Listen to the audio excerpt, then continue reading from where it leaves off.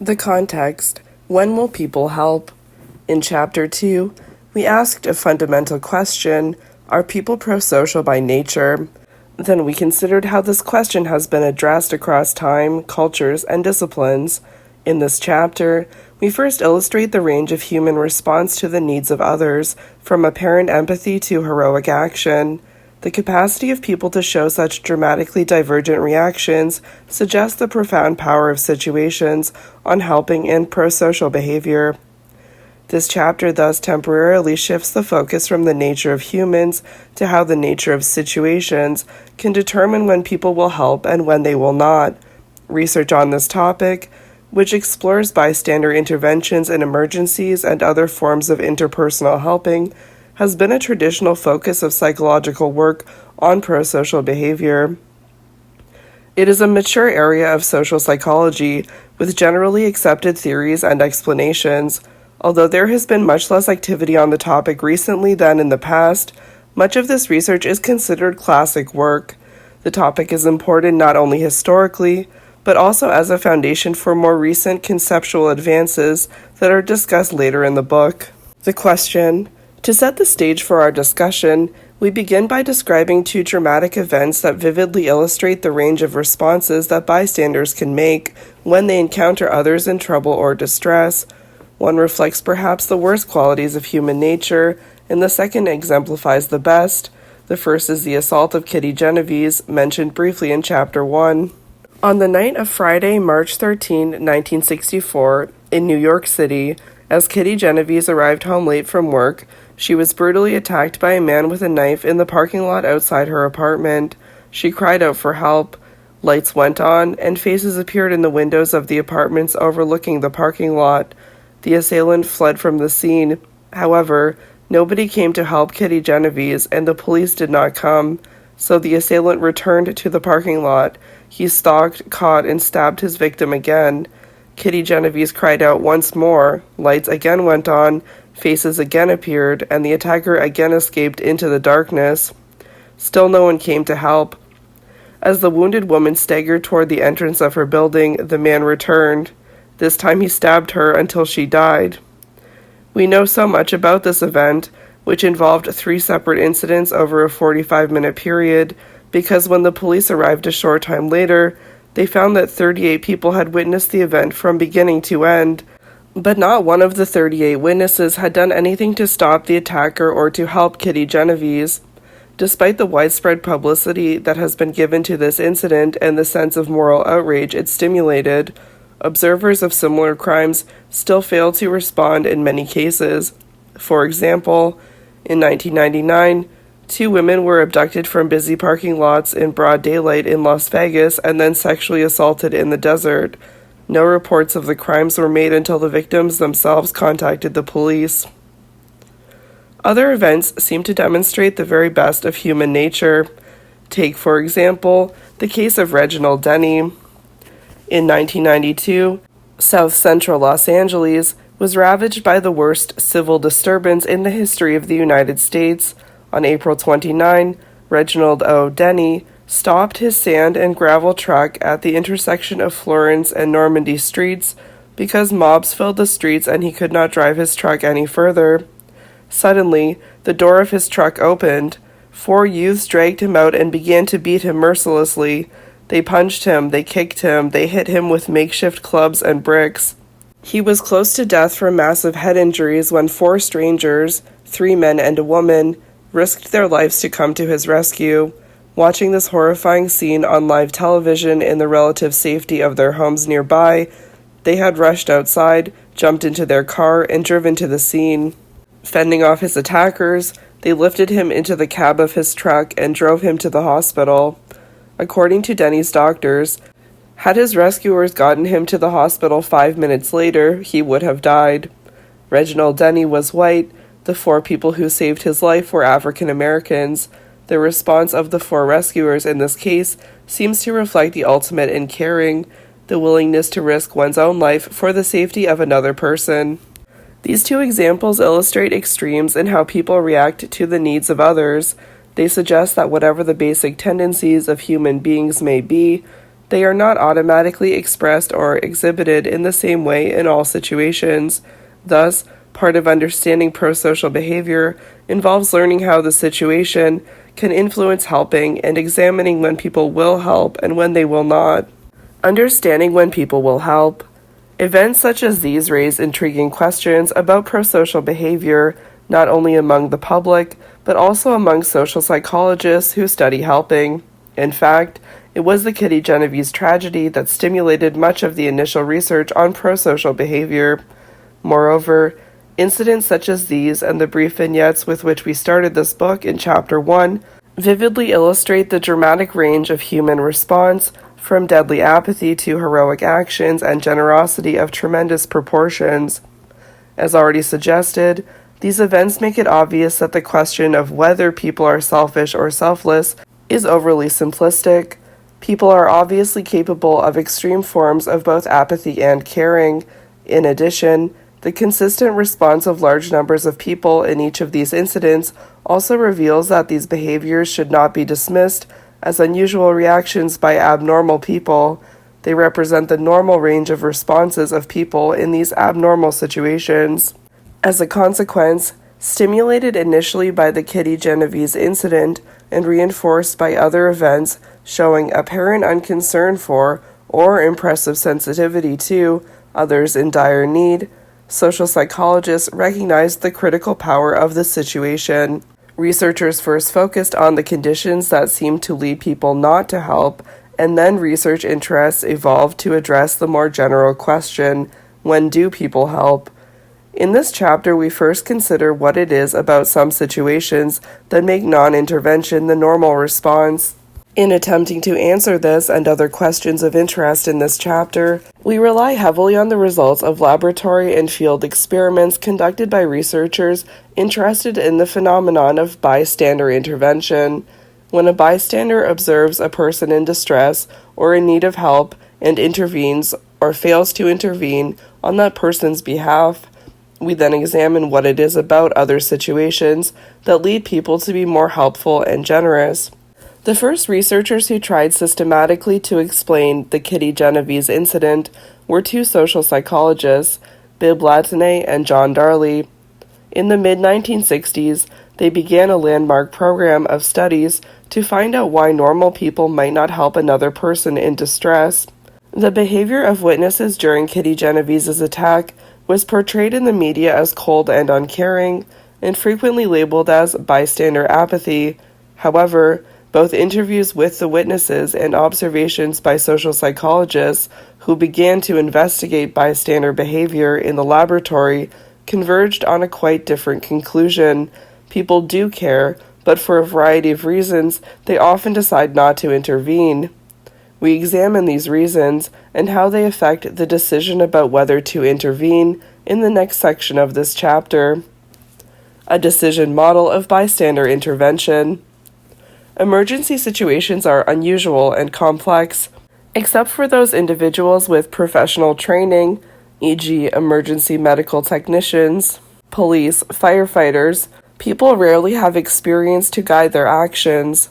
Thus, they need to make a number of decisions quickly and under great pressure. Latané and Darley's seminal research on this topic focused on the nature and sequence of decisions that bystanders must make when they witness emergencies. The Latané and Darley decision model of bystander intervention proposes that whether or not a person helps depends on the outcomes of a series of sequential decisions. They represent the process as a decision tree, see Figure 3.1. Before a person initiates a helping response, that person goes through 5 decision-making steps. The bystander must A. Notice that something is wrong. B. Define it as an emergency. C. Decide whether to take personal responsibility. D. Choose what kind of help to give. And E. Determine to implement the chosen course of action. The decision made at any one step has important implications for the bystander's ultimate response. Failing to notice, define, decide, choose, or determine as one moves along these steps means the bystander will not help the victim. At first glance, The steps in the model seem obvious and straightforward. The contribution of this decision tree may seem to be that it explicitly identifies the decisions that must be made and organizes them into a logical sequence. However, the apparent simplicity of this model should not obscure more subtle issues and influences. Figure 3.1, Steps in Latine and Darley Decision Model of Bystander Intervention. Notice the event. If yes, interpret the event as requiring help. If yes, assume personal responsibility. If yes, choose a way to help. If yes, implement the decision. If no on any of these stages, it results in a failure to help. Step 1. Noticing that something is wrong. Obviously, a bystander must notice that something is wrong before initiating any action. A bystander who is physically separated from a victim, e.g., the bystander is in Chicago and the victim is in Timbuktu, and knows nothing about the plight or even the existence of that person, cannot be expected to be helpful. When bystanders and a victim are in close enough proximity so that they can be aware of each other, there are a number of immediate influences that can direct people's attention so that they realize that another person is in trouble. Some of these influences are related to a person's particular state of mind at the time of the incident.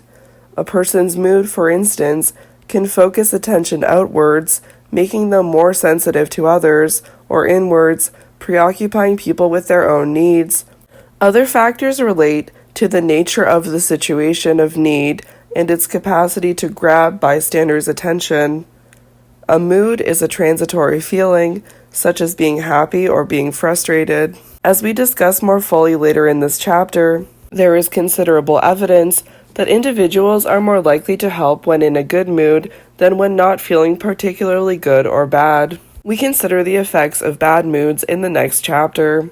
Could the effects of good mood on helping be due, at least in part, to increased attentiveness to others?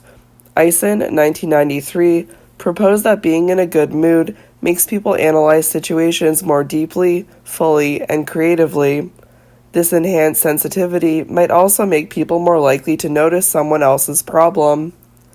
2 studies carried out by Macmillan, Sanders, and Solomon, 1977, suggest that this may be the case. In the first study, the experimenter provided students with positive or negative information about their performance on a task, which produced a good or bad mood in them. Then, while a student worked on another task, the experimenters increased the volume of white noise until he or she looked up, indicating that the noise had registered. Students in good moods were more attentive to their environment. They noticed the noise at a significantly lower decibel level. In the second study, after the same 2 first steps, the mood manipulation and being assigned to another task, the student saw an overburdened female Confederate who needed assistance to open a door. The majority of students experiencing good moods noticed her plight and helped, regardless of whether the woman made a noise to attract their attention. Students experiencing bad moods, however, helped her only if she actively tried to attract their attention. Thus, good moods seem to make people generally more sensitive to others' needs. Sometimes even incidental events that create good moods can significantly influence people's prosocial sensitivity to others. For instance, when people discovered change that was left in the coin return of a public telephone, this study was done before there were cell phones and calling cards, they were more likely to help a stranger, someone whom they would never meet, by mailing a letter that had been forgotten and left nearby. Levin and Eisen, 1975.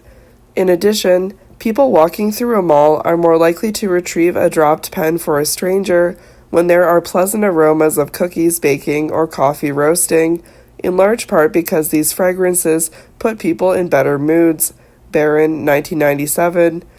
Uplifting music can also produce good moods and increase helping. In addition to the influences of how a person feels at the time, the nature and clarity of the event itself can also critically affect whether people will notice that something is potentially wrong. Some events inherently attract more attention than others. For example, in one study, Some bystanders saw a vivid scene in which a Confederate either stumbled and fell down a flight of stairs or slumped to the floor in a faint. Other bystanders witnessed only the aftermath of the accident or fainting spell, i.e., the Confederate rubbing his or her ankle or regaining consciousness. Because of the motion, sound, and vividness, the action of the fall or faint is more attention-getting than the aftermath of the incident, as would be expected on the basis of the first step of the Latané and Darley model. Bystanders helped the victim more frequently when the incident was more vivid, 89% of the time in the vivid scenario conditions, but only 13% in the aftermath conditions. People are substantially more likely to help, in this case 7 times as likely, when it is clearer that something is wrong. But even when people do notice that something is out of the ordinary, they will not always help. The next decision point in the Latané and Darley model concerns interpreting the situation as one in which help is needed. Step 2. Interpreting a need for help. One of the important influences on whether a situation is interpreted as requiring immediate assistance also lies in the nature of the event. Situations that elicit distress cues in the victim are likely to be interpreted as emergencies.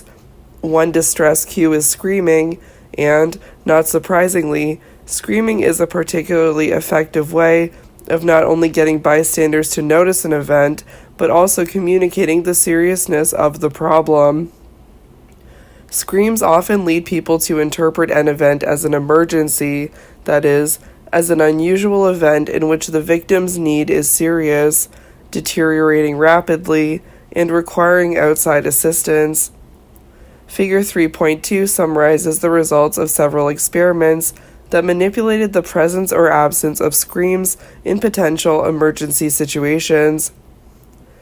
Note that not only is there a large difference between helping in emergencies with and without distress cues, such as screams, but there is also an extremely high level of bystander intervention in situations in which the victim's need is apparent.